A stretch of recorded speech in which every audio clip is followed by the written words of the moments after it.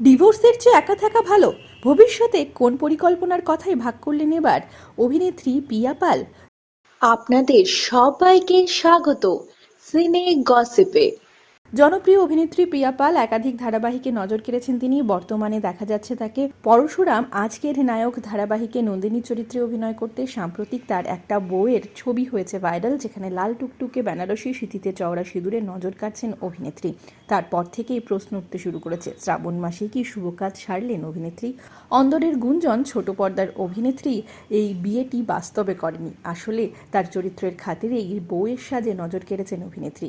তিনি জানিয়েছেন সবটাই রোল ক্যামেরা অ্যাকশনের খাতিরে।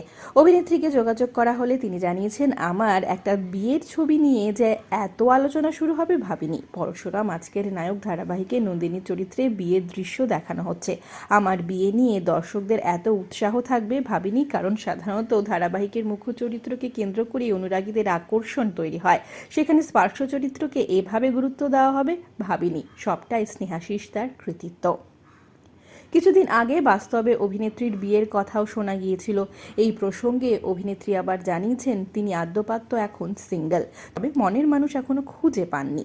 প্রিয়া জানিয়েছেন, এই বিষয়ে আমি সম্পর্কে জড়ানোর জন্য প্রস্তুত, কিন্তু এখনও তেমন কাউকে পাইনি। আসলে আমার মনে হয় ডিভোর্স হওয়ার চেয়ে একা থাকা ঢের ভালো। পর্দায় বিয়ে হলেও আপাতত রিয়েল লাইফে এখনও বিয়ের পিঁড়িতে বসেননি অভিনেত্রী পিয়া পাল। তার মনের মানুষের অপেক্ষায় রয়েছেন অভিনেত্রী। আমরা হলাম সিনে গসিপ। জুড়ে থাকুন আমাদের সঙ্গে, সাবস্ক্রাইব করুন আমাদের এই ইউটিউব চ্যানেলটি।